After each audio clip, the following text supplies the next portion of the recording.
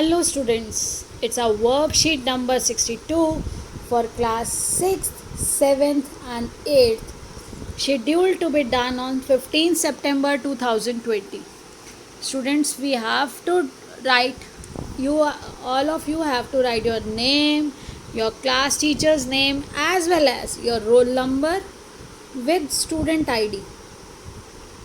बेटा आप लोगों के रोल नंबर और स्टूडेंट आईडी ना होने की वजह से दो बच्चों के नाम सेम होते हैं वहाँ पे कन्फ्यूजन क्रिएट हो जाती है।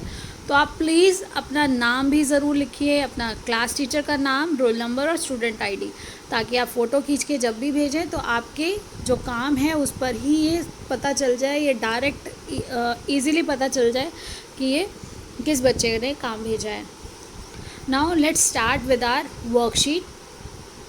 All of you have to do this worksheet in your social science notebook.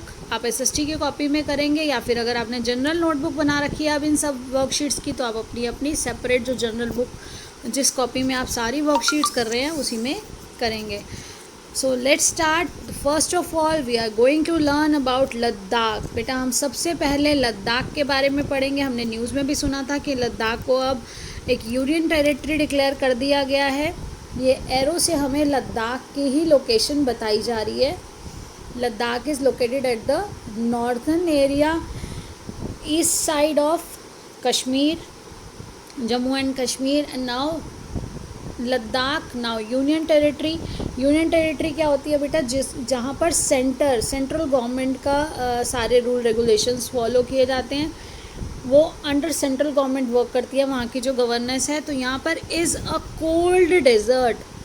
Cold desert क्या होता है बेटा? देखिए, cold desert in mountain in eastern part of Jammu and Kashmir.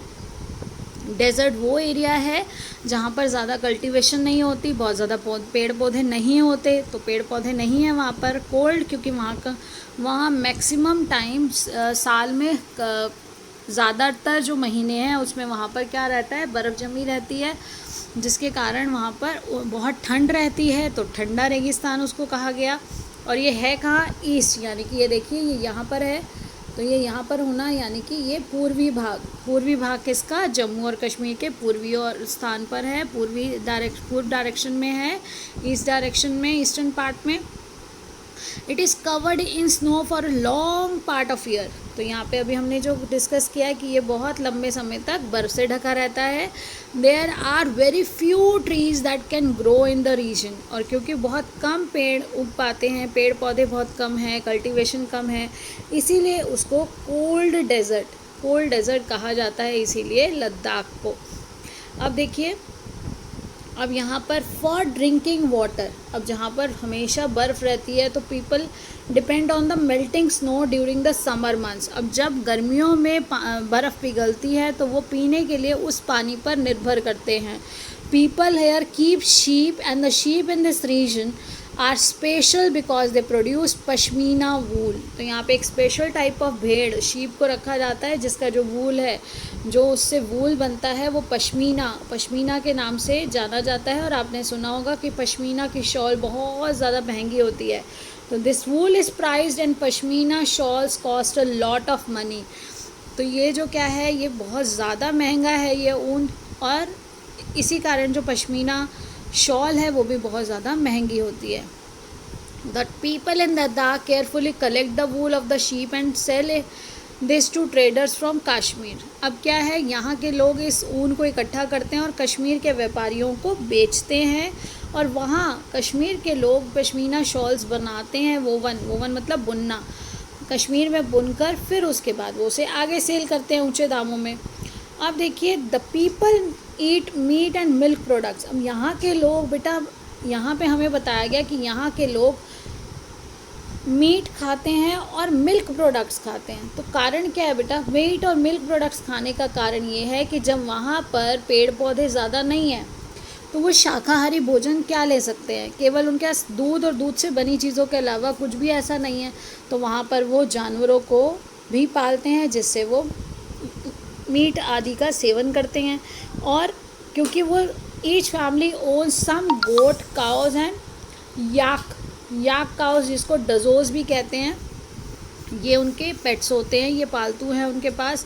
जिनसे वो दूध लेंगे तो दूध के प्रोडक्ट्स भी उन्हीं से। वो बेटा जब बर्फ़ चारों तरफ होती है तो बाहर भी ज़्यादा नहीं निकल पाते हैं, तो यही एनिमल्स ही उनका सर्वाइवल का एक सोर्स होते हैं, उनके साथ होते हैं।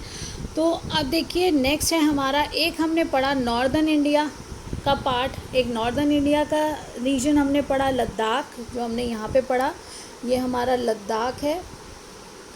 And then we are moving to the southern region. अब हम यहाँ से नॉर्थ से जा रहे हैं हम साउथ में। तो देखिए आज हमने सैर की पहले नॉर्थ की और अब हम साउथ में पहुँच गए हैं केरला में। अब हम केरला रीजन की करेक्टरिस्टिक्स को देखेंगे, केरला में क्या है, क्या वहाँ की विशेषताएं हैं। तो देखिए Kerala is a state in the south west corner of India. तो साउथ, यहाँ देखिए बेटा ये हमारा साउथ रीजन है और साउथ में ये वेस्टर्न पार्ट है तो उसको साउथ वेस्ट बोला गया।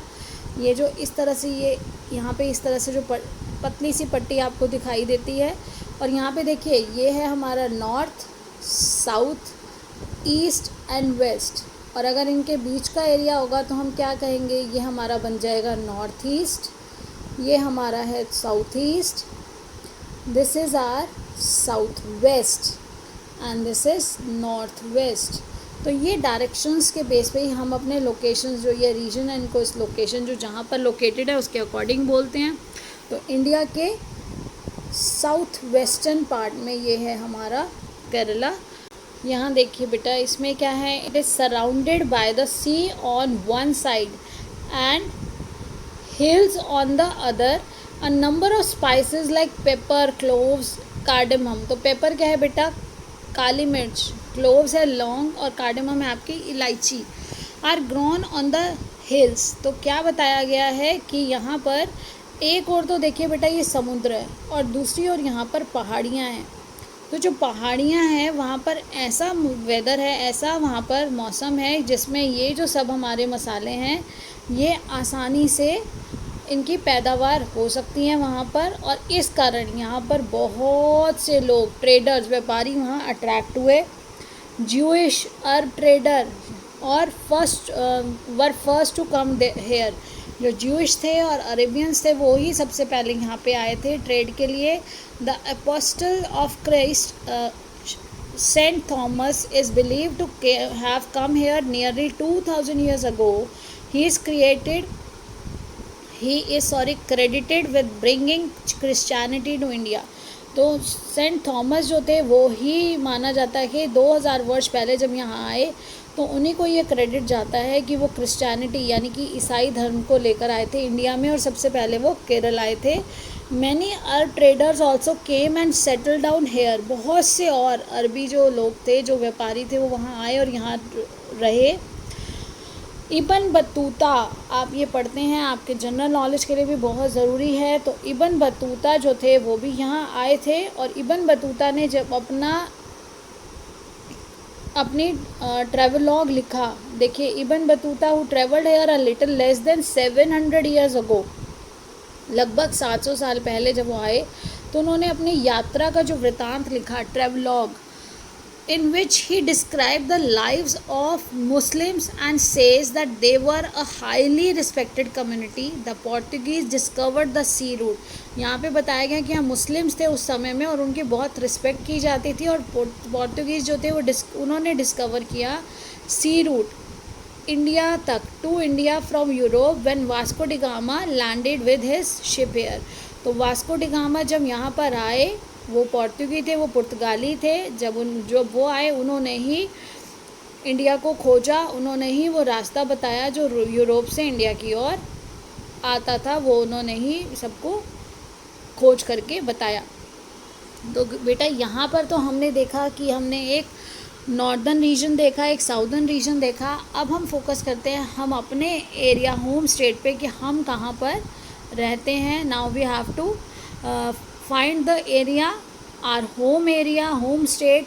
तो देखिए first question is outline on the outline political map of India show your home state. तो हम सब कहाँ रहते हैं बेटा, दिल्ली में रहते हैं, और हम सबको यहाँ पर दिल्ली, यहाँ पर हमें दिल्ली ढूंढकर उसको मार्क करना है कलर से।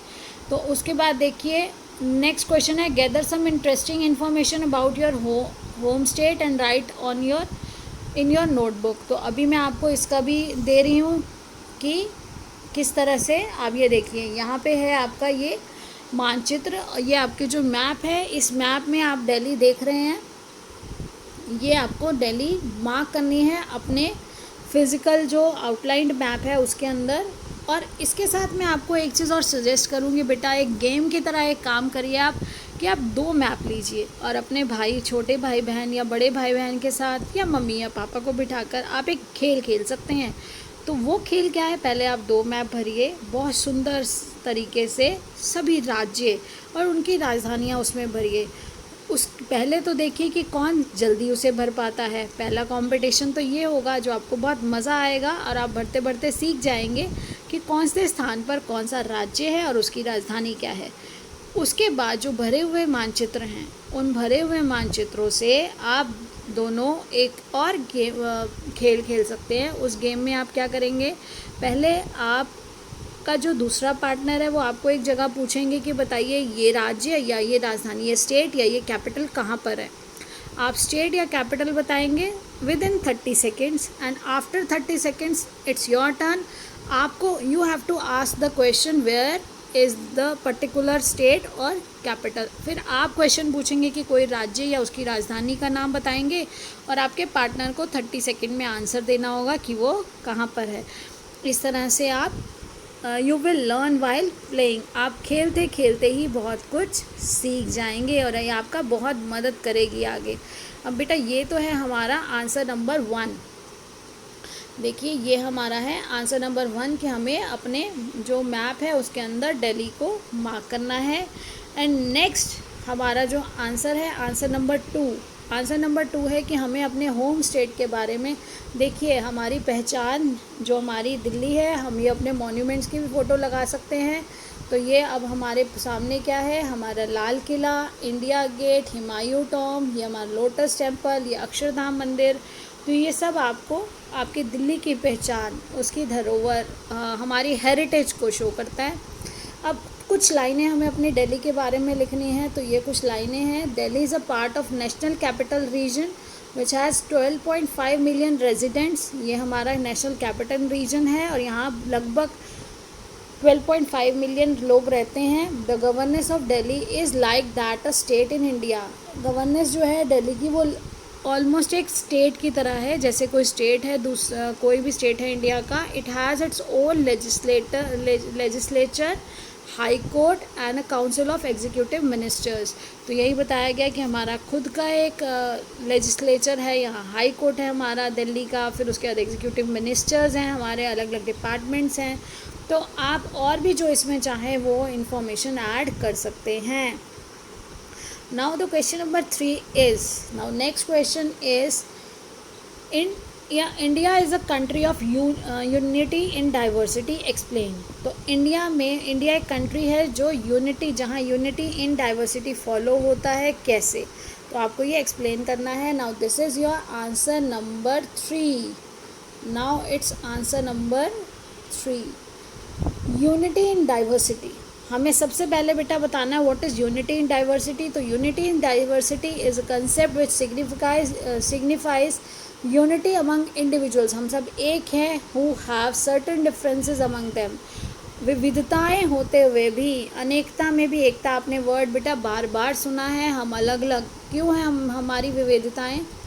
तो हमारी कुछ विविधताएं, कुछ हमारी अनेकताएं किस पर है, the differences can be on the basis of culture, language, ideologies, religion, sect, class, ethnicity etcetera. ये अलग अलग कारण हैं जिनकी वजह से हम कुछ अलग हैं। हमारी क्लास, हमारा सेक्शन, हमारा रिलीजन, हम किस धर्म को मानते हैं, हम कौन सी भाषा बोलते हैं, हमारा संस्कृति क्या है, उसके अनुसार हम कुछ अलग हैं। लेकिन फिर भी further more the existence of this concept has been since time immemorial. People have consistently shown this praiseworthy behavior almost everywhere on earth। और हम इंडियन पीपल ने, हमारे यहाँ के लोगों ने ये बिहेवियर, ये प्रेज़वर्दी बिहेवियर सब जगह पूरे अर्थ पर ये शो किया है कि ये जो कंसेप्ट है centenary resulted in the ethical and moral evaluation of humanity. बेटा जब यूनिटी इन डाइवर्सिटी है, हम सब अनेक हैं, अनेकता में भी एक होकर रहते हैं, हम सब अलग अलग होते हुए भी हम सब एक हैं। हम सब कहते हैं हम फ्रेटर्निटी को फॉलो करते हैं, यानी कि भाईचारा और प्रेम को सर्वोच्च मानते हैं, सबसे ऊपर रखते हैं। और हमारी जो ये अगर हमारे त्यौहार भी हैं सबके, तो हम सभी त्योहारों को मिलकर बड़ी खुशी से मनाते हैं। तो जो हमारी इंडिया है, इसकी एक स्पेशलिटी है हमारे भारत की कि यहाँ पर अनेकता, यूनिटी, डाइवर्सिटी होते हुए भी उसमें यूनिटी है, एकता है। यूनिटी मतलब एक होना, और डाइवर्सिटी मतलब डिफरेंसेस हैं लेकिन वो सब फिर भी एक हैं। और हम सब किस बेस पे, हम ह्यूमैनिटी को फॉलो करते हैं। तो I hope everything is clear to you now. बेटा मैंने आपको एक गेम भी सजेस्ट किया है और मैं ये एक्सपेक्ट करती हूँ कि आप सब बच्चे ज़रूर इसको ट्राई करेंगे। और जब आप उसको ट्राई करेंगे तो आपको बहुत मज़ा भी आएगा और आप इसे अच्छे से अपने फ्रेंड्स के साथ खेलते हुए, अपने ब्रदर सिस्टर के साथ खेलते हुए या मम्मी पापा से गेम खेलते हुए ही आप सब कुछ खेल खेल में सीख जाएंगे। So keep learning, stay blessed, stay happy. Thank you.